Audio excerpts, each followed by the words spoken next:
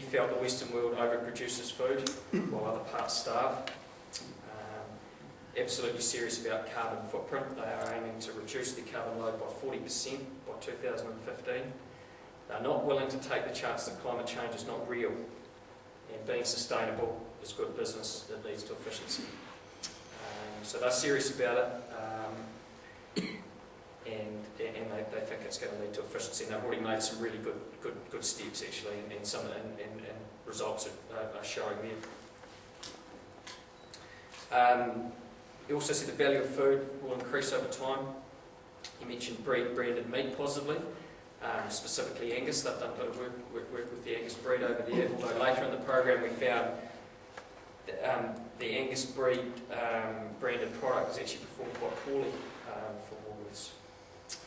Although their meat category is very much still the same, very little branded meat that they've allowed in. It's just covered in cellophane, same bit of meat, Woolworths branded. So nothing much has changed there. So it'll be interesting, I guess, from a silverfin farm's perspective as it comes in New Zealand, as we start to get real branded product onto supermarket shelves. Is there going to be a difference? Are we going to be able to gain more value from that? The other point I wanted to make from him is this year, and Australia might be slightly different because they haven't really been affected by the economic downturn or the global financial crisis. Their Thomas Duck's supermarket is a high-end type supermarket, and they've performed very, very strongly, and his comment was customers eating quality at home. Tom Pocket is the CFO, and I wanted to just go on 4 points that he made. He was, very down-to-earth Chief Financial Officer, and I really thought the 4 points that he makes that I want to give to you today just really summed up the way I've always do business, but applied to probably all of us. Should apply to all of us. That the first fundamental is cash is king, and that's not just in a recession. And I do note that this last year, as I said before, that Sydney was just booming when I was there, and they just signed a $50 billion deal, the government with the Chinese, out of Western Australia. One of the weeks I was there for some gas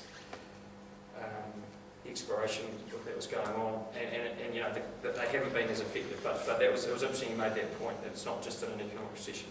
Secondly, use debt wisely, be conservative through cycles. And just interesting, I was talking about the Woolworths head office being incredible building. They built it, cost $250 million and then they sold it back to Westpac.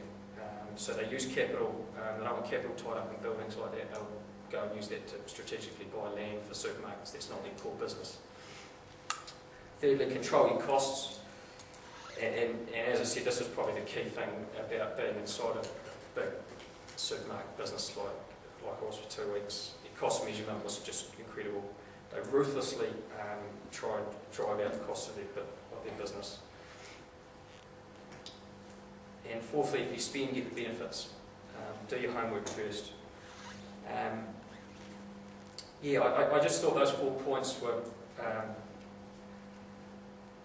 fundamental sort of sound financial management that didn't seem like rocket science, but you know that's sort of how this company operates. And I thought they were very good and applicable probably to all of us. Just some personal takeouts from the course. I probably haven't prepared as much on this as I probably should have on similar issues, but they have the same issues in Australian agriculture that we have today. Debt, profitability, succession, attracting young people to the industry, and climate-related issues. I just see a real opportunity for us to work with them. They're obviously competitors on the global stage, but there's opportunities to work with them. And just spending a couple of weeks with them, I found they're incredibly positive people, and I certainly start to look at opportunities rather than threats. And I think, as I'm going to go on to say, I think we are actually a lucky country. But anyway, that's all I had on that. And I just wanted to quickly go into ownership and control of the supply chain. And I think, first, I've done a lot of travelling in my life, but the last sort of 5 years I've been back on farm, and I hadn't got out of the country. But when you get out, the first thing you do is reflect back on New Zealand, and you look at us and you look at what we do, and you sort of get a bit of time out to really reflect. And I think we should embrace and celebrate the farmer ownership of the supply chain. I don't think we know how lucky we are. You get over there, you talk to these guys, and they're absolutely dictated to by corporates. Woolworths charge $2.50 per animal to access kill details via their intranet on the internet. So, what's that on 5,000 lambs? Somewhere between $10,000 and $15,000 a year just to access your kill details. I mean, but they absolutely, Woolworths were like, there's no way they were going to change that. It's just money for jam, so I don't. Cooperative ownership and control of supply chain is absolutely integral. I was just interested in John Ackland's remarks in the Farmers Weekly a couple of weeks ago. He's a well-respected New Zealand farmer from, I think, not too far from here. And he said, the most important term was strong company performance and strong schedules. And I don't disagree with that. But the real prize is achieving strong company, strong livestock pricing, and all those profits coming back to us. And I know that what I'm saying now is sort of dovetailing off what other people have said over the last day or so too. All the profits get back to the farmer. Ansco's an example of a successful company in my opinion. I don't know that much about it, but there's 60% Japanese ownership means a large chunk of profits get away from New Zealand farmers. Hugh, for your benefit, I put what are we paragraph here?